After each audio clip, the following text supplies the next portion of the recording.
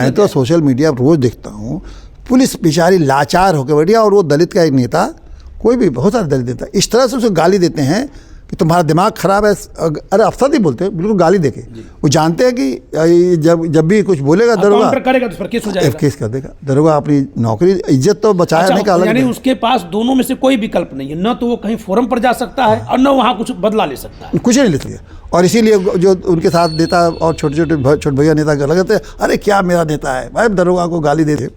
कभी भी अन्य जातियों ने ये कहा कि एसटी एक्ट खत्म कर दी, ये तो नहीं कहा, नहीं ये तो कभी कहा नहीं। अभी जब से बना है जी, अब तक तो नहीं, अब तो किसी ने नहीं कहा। तो इसका मतलब है भारत के देश के लोगों की मानसिकता देख लीजिए कि उन्होंने कहा भाई ठीक है, इन लोगों के साथ अत्याचार हुआ है तो इनको प्रोटेक्शन मिलना चाहिए। लेकिन उसने जब ये अनुभव करना शुरू किया कि ये तो उसका दुरुपयोग कर रहे हैं, तो इनका क्या हक नहीं है कि मांगे उसी संविधान के अंतर। तो यानी ये उस कानून को खत्म करने की बात नहीं कर रहे, उसी जैसा कानून हमारे लिए, हमारे भी सम्मान की रक्षा करिए। वो भी हमारे दलित भाई हैं, हम उनके भाई हैं, तो अगर हम रक्षा कर रहे हैं तो उनकी मैं तो कहता हूँ एसटी के लोगों को कहना चाहिए कि भाई इनके लिए भी कानून ऐसा बनाइए ताकि हमारे समाज के लोग उनको बेइज्जत न करते हैं। लेकिन कहीं कोई कहेगा दलित नहीं, क्यों नहीं कहते हैं लोग? अच्छे लोग उसमें भी हैं, हो सकता है सुझाव दिमाग में, तो उनके अच्छे लोग कहेंगे भाई इनके लिए भी ऐसा कानून बनाइए। क्यों? वो भी हम उनको भाई समझते हैं, वो भी भाई हैं ये सब, तो उनको कहना चाहिए कि भाई ये तो नहीं चलेगा। हेलो दोस्तों, आप सभी का the logical Indian YouTube channel में बहुत बहुत स्वागत है। मैं हूं एडवोकेट पंकज कुमार त्रिपाठी, लखनऊ से।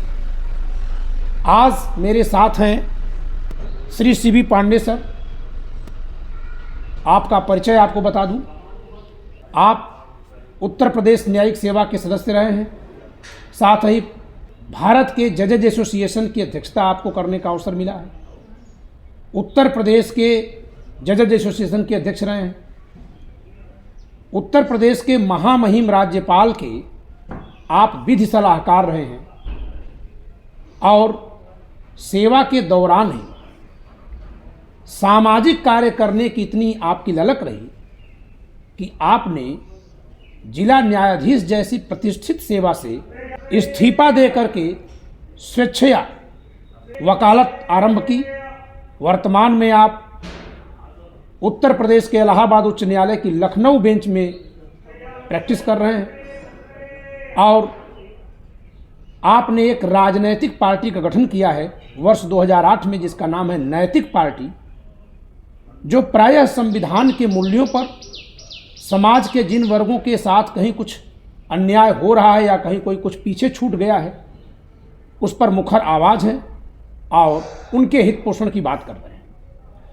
आपका बहुत बहुत स्वागत है सर हमारे इस चैनल पर। ठीक है त्रिपाठी जी। सर,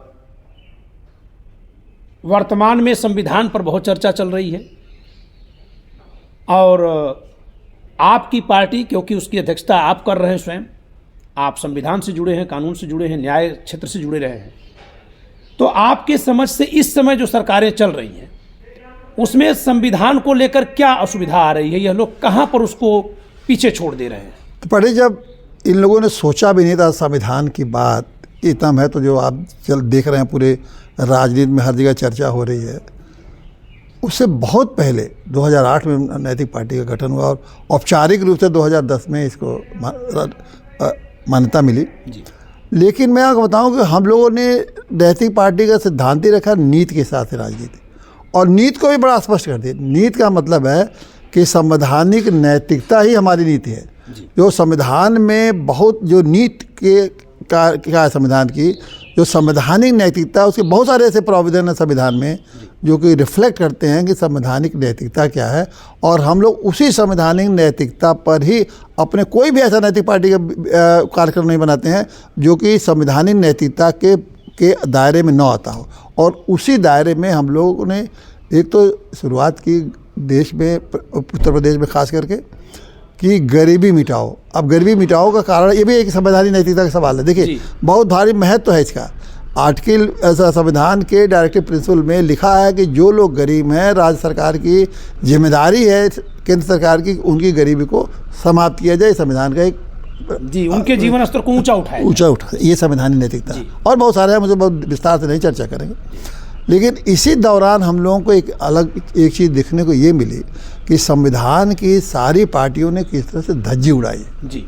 और ये देखने को मिला एसटी एक्ट को। जब हम लोगों ने गांव-गांव में जाके उनसे बात किया, मैं सैकड़ों गांव में गया और वहाँ से लोगों से बातचीत किया, उसी के गरीबी मिटाओ के परिप्रेक्ष्य में जब और बातें बढ़ी तो उन्होंने कहा बस सबसे बड़ी दिक्कत तो ये है कि एक एसटी लग गया है और हम लोगों का जीवन मुश्किल हो गया है। अब ये एसटी एक्ट को थोड़ा सा समझ लीजिएगा। सभी जानते हैं एसटी एक्ट है। ये एसटी एक्ट ऐसा है कि ये बिल्कुल संविधान की नैतिकता खिलाफ है। संविधान ने आर्टिकल 40 में, आप जानते हैं, आप तो एडवोकेट हैं, जाने माने वकील हैं, एक तो ये है कि आपको बराबरी का अधिकार दिया गया है। दूसरी बात है आर्टिकल 21 जिसमें कि सम्मानपूर्ण जीवन जीने का अधिकार सबको है। अब एसटी एक्ट का आपको स्थिति देखिए कि हम उसके खिलाफ नहीं है। पहली बात करें ये ना हम लोग की बातचीत, सर आप दृष्टांत के लिए बता रहे हैं कि कैसे इन्होंने संविधान को खराब किया। किस तरह से उसकी खिल्लियाँ उड़ी।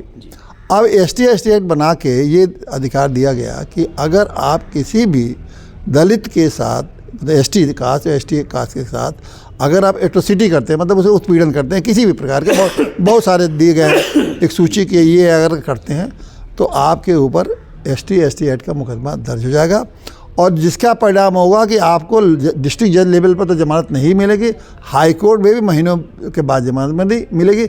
यानी जैसे ही आपके खिलाफ एसटी लग गया तो आप मान के चलिए कि 2-3 महीने के लिए आप जेल का आपके जाना सुनिश्चित कर दिया। अगर आपके परिवार भर को लगा दिया, बच्चियों को लगा दिया, महिलाओं को लगा दिया, सब जेल जाए। और यही अगर वही घटना सामान्य जातियों के साथ हो, अदर कास्ट के साथ हो या अन्य जातियों के साथ हो, ब्राह्मण हो, ठाकुर हो, कायस्थ हो, मुस्लिम हो, तो उन पर कोई वो कानून नहीं लेगा। अब इसको सर ये तो एससी एसटी एक्ट तो ओबीसी पर भी लग जाता है ना, ओबीसी पे लगेगा, सभी जातियों, मुस्लिम पर भी लगता है, मुस्लिम पर सभी जातियों। इसको और समझा दें आपको एक उदाहरण के, मान लीजिए कि एक गाँव में, जैसे गाँव में झगड़ा उगड़ा, छोटे मोटे झगड़े होने सामान्य बात है, छोटी छोटी बात पर हो ही जाता है। अब वो गांव में एक मान लीजिए चाहे वो मुसलमान हो या ओबीसी हो या ब्राह्मण हो या क्षत्रिय हो, ठाकुर हो, जो भी जाति के हो, अगर उसने किसी दलित से बातचीत हो गई मान ली और दलित को उसने कुछ कह दिया जी, और मुझे मान लीजिए कह दिया ऐ चमारिया, जैसे उदाहरण के दे, बस इतना ही कह दिया, और वहीं जो है दलित कहे कि ऐ भवना, दोनों दिखे, दोनों जात सूचक सब इस्तेमाल कर रहे हैं। तो ऐ चमड़ा जैसे इसने कहा और कुछ कहा सुनी हो गई, मान ली गाली गलौज हो गई, तो दोनों थाने जाएंगे जी।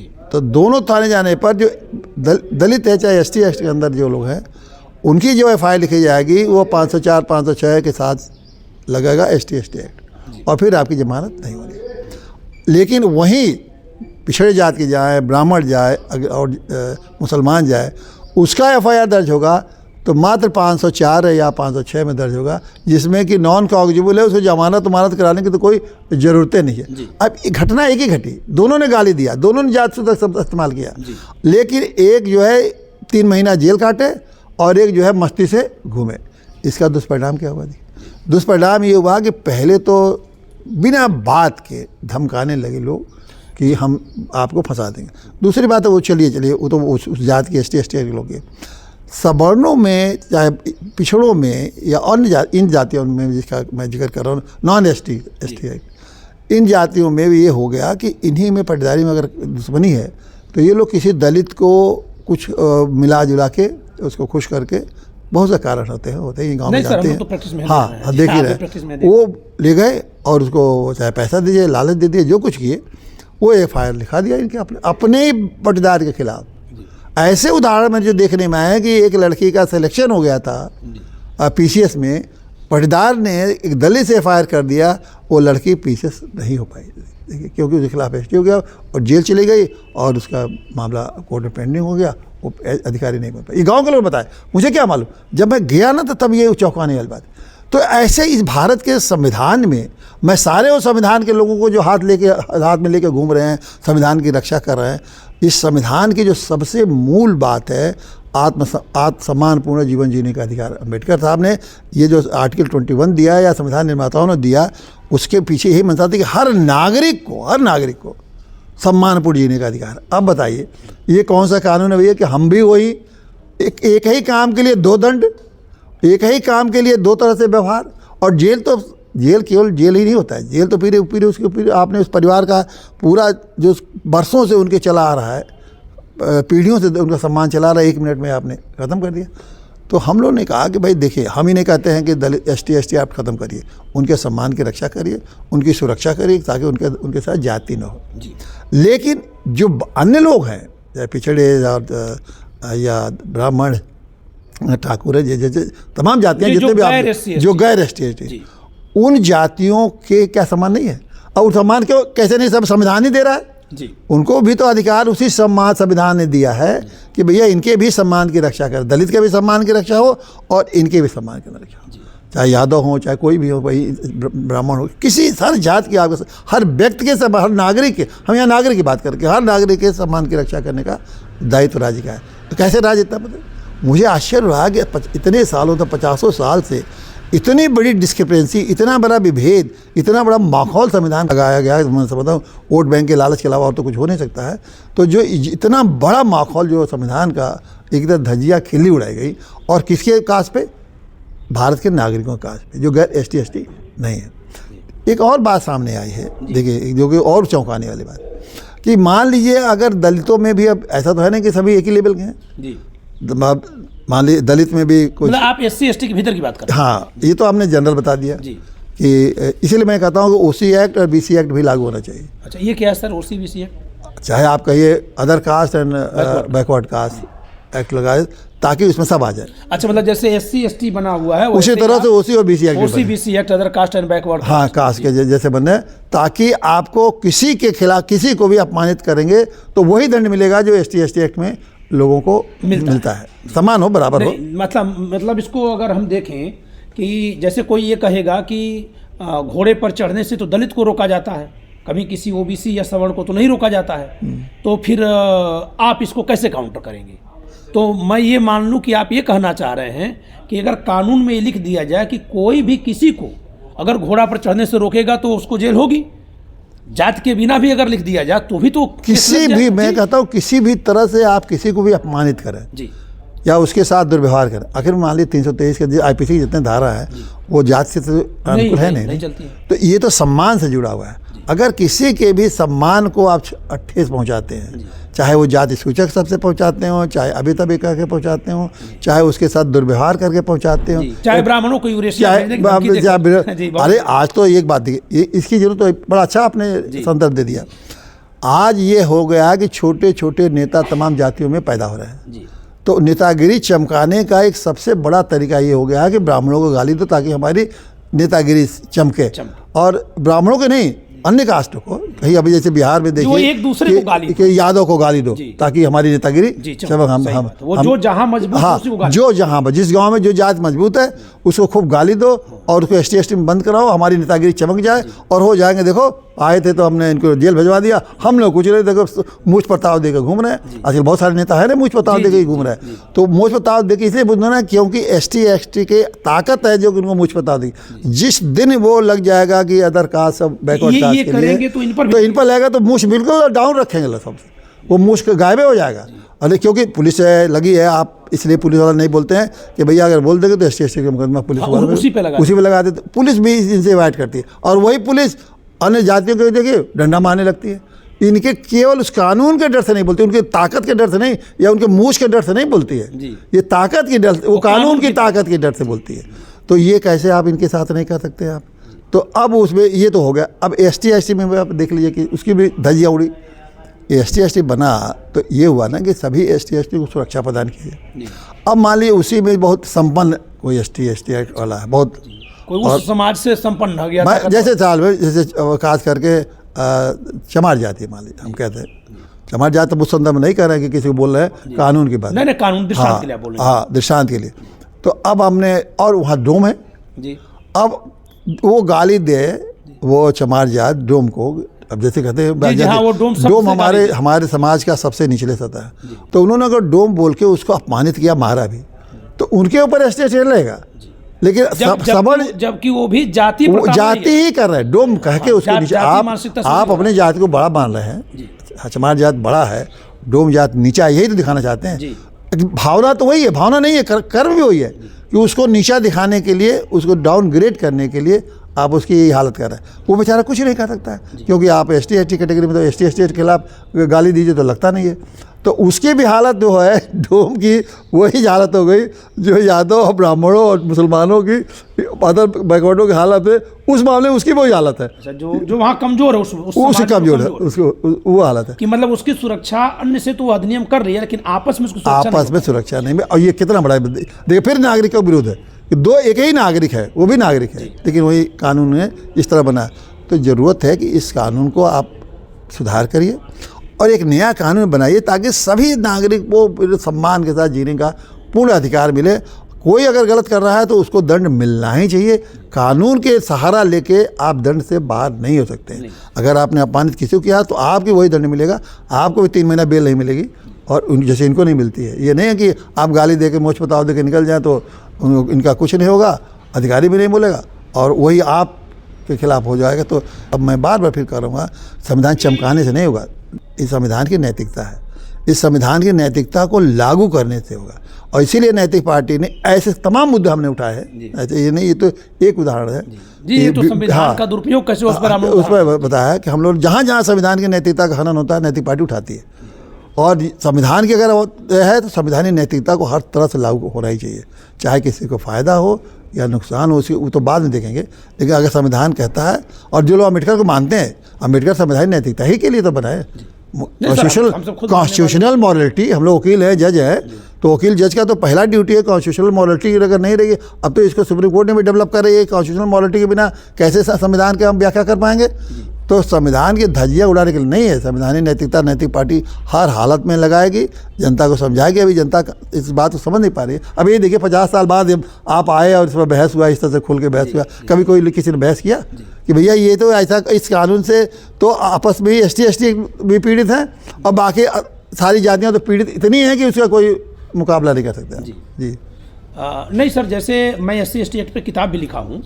SC/ST एक्ट में यह लिखा हुआ है कि दलित महापुरुषों का अगर कोई अपमान करता है या दलित समाज की जिनमें आस्था है उनका कोई अपमान करता है तो उस पर भी एट्रोसिटीज एक्ट लागू होगा।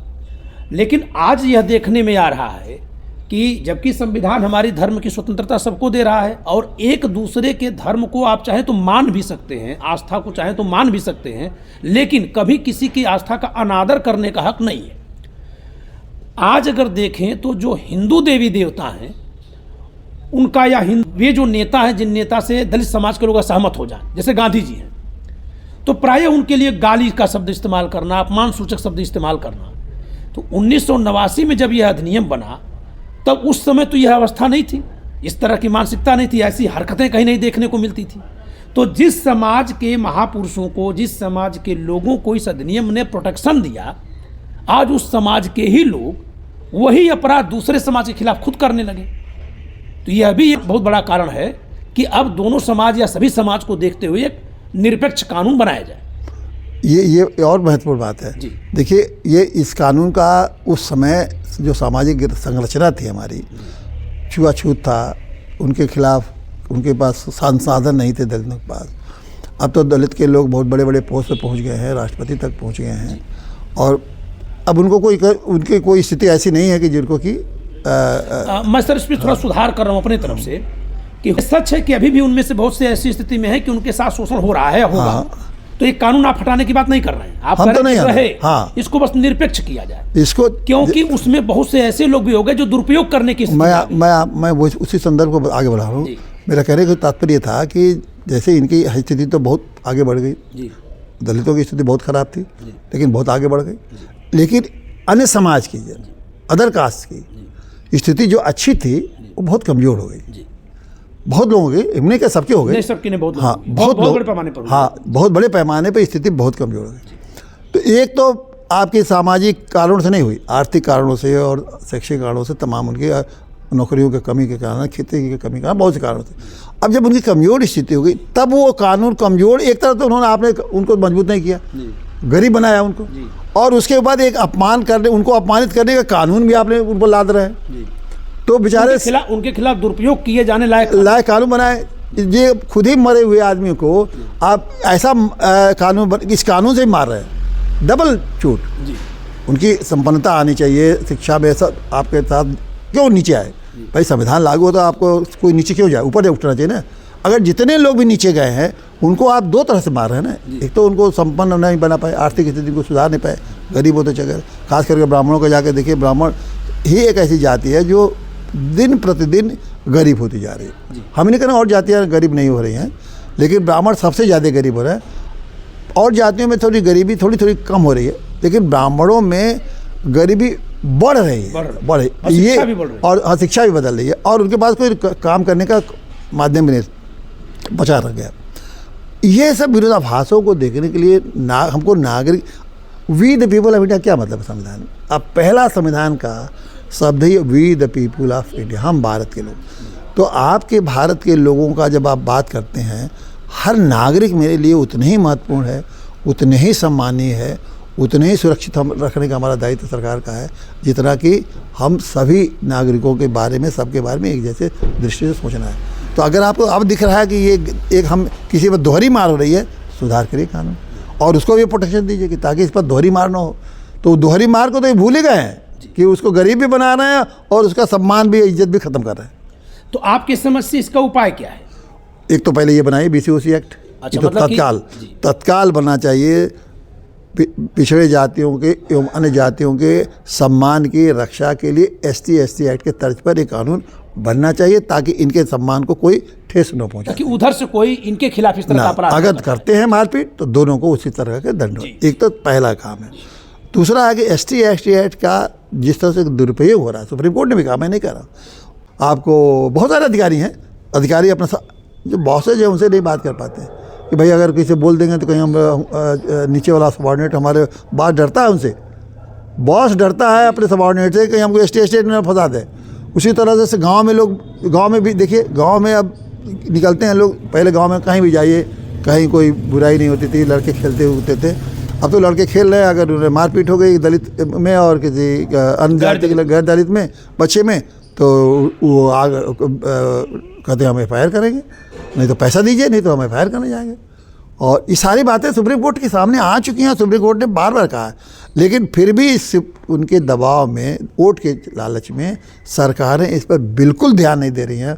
और इसलिए सरकारों को अब देखिए, अब जागरूकता आ गई, सोशल मीडिया का ज़माना है, जिस तरह दे रहे हैं गाली लोग, रोज़ देखिए, आप किसी भी खोल लीजिए तो किस तरह से गाली पड़ रहा है, मीडिया चैनल पर गाली पड़ रही है, बिल्कुल निर्भीकता के साथ कि मैं इनको देख लूँगा, मैं इनके देवी देवताओं के आस्था पर होटल हो रहा है, उनके व्यक्तिगत चरित्र पर हो रहा है, उनके सब चीज़ पर हो रहा है, लेकिन कहीं कोई कार्रवाई नहीं हो रही। तो टोटल ये तो इस नया कानून बनाइए, BCOC एक्ट बनाइए, इसके अंदर सब कवर करिए, कहीं भी अब सब जो बोला जाएगा उसी तरह से कोई किसी के भी खिलाफ हर नागरिक की सुरक्षा करने के लिए आपका ये दायित्व बनना चाहिए और दंड मिलना चाहिए। और दंड भी जरूरी है, क्योंकि दंड नहीं मिलने के से मन बढ़ता चला जा रहा है। हाँ, और दंड जब सबको उनको मिलने लगा, इधर भी मिलने लगा, समाज में अपने आप बराबर। हाँ, तो आप यह कहना चाह रहे हैं कि जो अपराध दलित समाज के साथ होता रहा है, जिसको दंडनीय बनाया जा चुका है, अब अगर उसी तरह के अपराध उनके समाज की तरफ से दूसरे समाज पर हो रहा है, तो उसके लिए भी उसी तरह का दंड होना चाहिए। उसी तरह से उनको भी इसी में OCBC एक्ट में लाना चाहिए कि अगर दलित समाज को दलित समाज गाली दे रहा है, दलित को ही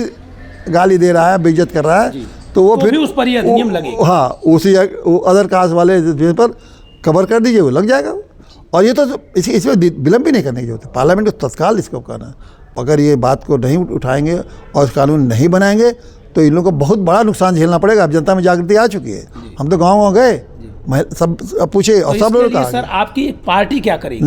क्या ये आपकी पार्टी का भी मुद्दा है? मैं तो जुटा रहा हूँ लोगों को, और पार्टी बहुत बड़ा मुद्दा। हम तो पार्टी ने तो जाके कम से कम 20 गाँव में जाके इस बात को लोगों को जागृत किया। और सबसे बड़ी बात है कि मतलब आप कहीं भी जाइए, पुलिस लगा दीजिए, दलित नेता आएगा, दलित नेता कहेगा हे पुलिस को दिमाग खराब कर, पुलिस बेचारी लाचार होकर बैठी है, और वो दलित का एक नेता, कोई भी बहुत सारे दलित नेता इस तरह से उसे गाली देते हैं कि तुम्हारा दिमाग खराब है। अरे अफसर नहीं बोलते, बिल्कुल गाली देके, वो जानते हैं कि जब भी कुछ बोलेगा दरोगा करेगा तो केस हो जाएगा, केस कर देगा दरोगा। अपनी नौकरी इज्जत तो बचाया नहीं का अलग, यानी उसके पास दोनों में से कोई विकल्प नहीं है, न तो वो कहीं फोरम पर जा सकता है और न वहाँ कुछ बदला ले सकता है, कुछ नहीं ले सकता। ड्यूटी है तो जेल में जाएगा, ड्यूटी है।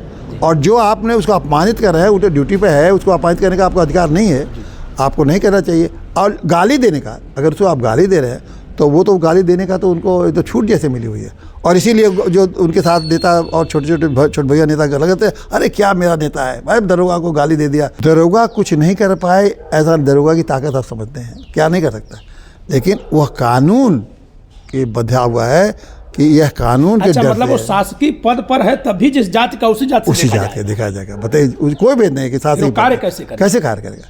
तो इसकी समझ नहीं थी। इसी से लुंजी पूंजी व्यवस्था सब जगह बनी है। पुलिस वाले जाते हैं, खड़े रहते हैं, लोग कहते हैं अरे ऐसे खड़ा रहा, क्यों खड़ा? इसलिए खड़ा है कि आपका कानून उसको संरक्षित नहीं कर रहा है, उसको एस टी एक्ट का डर लगा दलित मीटिंग में। और ये सब दलित में ही होता है, बाकी सब और जगह अन्य जातियों में इस तरह आप देखेंगे कोई पुलिस को इस तरह बदतमीजी करते हुए नहीं मिलेगा। लेकिन जहाँ जहाँ दलित नेता हैं वो इसी तरह से बेइज्जती करते, अपमानित करते रहते हैं, समझ लीजिए उनको। तो इसको देखिए, भारत का संविधान कहते हैं दुनिया का सबसे बेहतरीन समाज है। अरे इसी संविधान से बन गया ना ये एस टी एक्ट। तो मैं समझता हूँ कि कभी किसी भी शासन तंत्र में ऐसा नागरिकों में दो तरह का कानून एक घटना के लिए कहीं किसी शासन व्यवस्था में नहीं रहा होगा। हाँ, लोकतंत्र के बाद तो बहुत मुश्किल है। अच्छा, मेरा इसमें यह मानना है कि दलित समाज के साथ अत्याचार होता है, अत्याचार होने पर ही यह कानून बना था, तो उस कानून को रहने दीजिए, उसको दंडनीय बनाइए। लेकिन सिर्फ यह कह देना कि वही समाज अत्याचार झेलेगा, ये जरूरी नहीं है। अगर वही अत्याचार वो समाज कर दे बाहर, तो उसके लिए भी दंड का विधान होना चाहिए। त्रिपाठी जी, ये बताइए, कभी भी अन्य जातियों ने ये कहा कि एस टी एक्ट खत्म कर दी? ये तो नहीं कहा। नहीं, ये तो कभी कहा नहीं। अभी जब से बना है जी, अब तक तो नहीं अब कहा। तो किसी ने नहीं कहा। तो इसका मतलब है भारत के देश के लोगों की मानसिकता देख लीजिए कि उन्होंने कहा भाई ठीक है, इन लोगों के साथ अत्याचार हुआ है तो इनको प्रोटेक्शन मिलना चाहिए। लेकिन उसने जब ये अनुभव करना शुरू किया कि ये तो उसका दुरुपयोग कर रहे हैं, तो इनका क्या हक नहीं है कि मांगे उसी संविधान के अंतर? तो यानी ये उस कानून को खत्म करने की बात नहीं कर रहे, उसी जैसा कानून हमारे लिए, हमारे भी सम्मान की रक्षा करिए। वो भी हमारे दलित भाई हैं, हम उनके भाई हैं। तो अगर हम रक्षा कर रहे हैं तो उनकी मैं तो कहता हूँ एस टी के लोगों को कहना चाहिए कि भाई इनके लिए भी कानून ऐसा बनाइए ताकि हमारे समाज के लोग उनको बेइज्जत न करते हैं। लेकिन कहीं कोई कहेगा दलित नहीं, क्यों नहीं कहते हैं लोग? अच्छे लोग उसमें भी हैं, हो सकता है सुझाव दिमाग में, तो उनके अच्छे लोग कहेंगे भाई इनके लिए भी ऐसा कानून बनाइए। क्यों? वो भी हम उनको भाई समझते हैं, वो भी भाई हैं ये सब, तो उनको कहना चाहिए कि भाई ये तो नहीं चलेगा। लेकिन नहीं, अब अहंकार के नाते कोई कहे कि नहीं एस टी रहेगा, इनको हम बेइज्जत करते रहेंगे, तो भाई अहंकार तो किसी का नहीं चलता है। तो समाज में संविधान तो सुरक्षा गलती से वोट के लिए दे दिया लोगों ने, लेकिन अगर गलती से आपने कोई वोट बैंक के लिए अगर बना दिया है तो लंबे समय नहीं चलेगा, फिर उसका विद्रोह ही होता है, जानते हैं। और सब विद्रोह होता है तो अनावश्यक रूप से हिंसा बढ़ती है तो उसके बहुत दुष्परिणाम होते हैं। और धीरे धीरे समाज में हमको लगता है कि अगर इसको आप नहीं खत्म करेंगे तो हिंसा बढ़ेगी और उसके दुष्परिणाम भी सरकार को ही झेलना पड़ेगा। सर, इस विषय पर मैं समझता हूं कि आप पहले व्यक्ति हैं और एक पार्टी के नाते पहली पार्टी हैं जो इतनी मुखर होकर के अपनी बात कह रहे हैं। और मैं दर्शकों से चाहूँगा, बड़े मैं सालों से इस बात पर लगा हूँ। अब आपके चैनल से लाखों लोग देखते हैं, सालों से मैं लगा हूँ और इस सब जनता चाह रही है। आप कभी भी जाइए किसी भी गाँव में खड़े होकर देखिए तो जो मैं बात कर रहा हूँ उसको 100% लोग तो क्यों नहीं करे भाई? हम किसी खिलाफ तो है नहीं, हम तो यही कर रहे हैं कि औरों की भी रक्षा करिए, इतनी तो बात है। तो कैसे नहीं, भारत का संविधान भी यही कहता है, वो जनता भी कर रही है। लेकिन नेताओं को अपने वोट बैंक के चक्कर में न संविधान दिखाई दे रहा है और जनता की आवाज़ सुनाई दे रही है। बस तो आप लोगों के बीच मेरे चैनल के जरिए पहली बार इस तरह की बात जा रही है जहां सामाजिक विषमता फैलाने वाले कानूनों पर स्पष्ट बात कही जा रही है। यह नहीं कहा जा रहा है कि जो कानून इस तरह बनाए गए उनकी ज़रूरत नहीं थी, ज़रूरत थी इसलिए बनाए गए। यह भी नहीं कहा जा रहा है कि आज उनकी ज़रूरत समाप्त हो गई है, आज उनकी ज़रूरत है, इस नाते ऐसे कानून बने रहने चाहिए। लेकिन 1989 से 2024 35 वर्षों में क्या समाज नहीं बदला? यदि समाज बदला है तो इस कानून का एक बार पुनर्मूल्यांकन अवश्य होना चाहिए और कुछ भी करने की ज़रूरत नहीं है। जैसा कि आदरणीय श्री पांडे सर का सुझाव है, आप यह कह रहे हैं कि इसी तरह का समान प्रोटेक्टिव प्रोविजन, संरक्षणात्मक कानून गैर SC ST समाज के लोगों के लिए भी बनाया जाना चाहिए, जिससे कि उसी तरह की हरकत कहीं कोई और करे किसी के भी खिलाफ तो उसके खिलाफ कानून समान रूप से लागू हो सके। आप यह भी कह रहे हैं कि यह कानून जो SC ST और गैर SC ST के रूप में वर्गीकृत है, इस वर्गीकरण की सीमा को हटाया जाए और इस तरह से प्रावधान किया जाए कि किसी भी जात समाज का व्यक्ति किसी भी दूसरे जात समाज के व्यक्ति का यदि जात के आधार पर अपमान करता है या किसी जाति का कोई समूह किसी दूसरे जाति का के समूह का वर्ग का पूरे के पूरे कुनबे का अपमान करता है, उसके खिलाफ जातिगत अत्याचार करता है, अपराध करता है, तो बिना इस बात की परवाह किए कि पीड़ित और अपराधी की जातियां क्या क्या हैं, कानून समान रूप से लागू हो सके, ऐसे उपबंध किए जाए। सर मैं जहाँ तक समझा आप मैंने बहुत बिल्कुल यही है और बड़े अच्छे ढंग से आपने उसका विस्तृत संक्षिप्त में व्याख्या भी कर दिया। बिल्कुल मेरे कहने का मतलब, और यही जनता भी कह रही है। जी हाँ। तो मैं चाहूँगा कि इस पर आप सब लोग अपने सुझाव विचार दें। संयत भाषा में आपके कमेंट की प्रतीक्षा रहेगी। सर आप मेरे चैनल पर आए, आपका धन्यवाद। धन्यवाद आप सबका।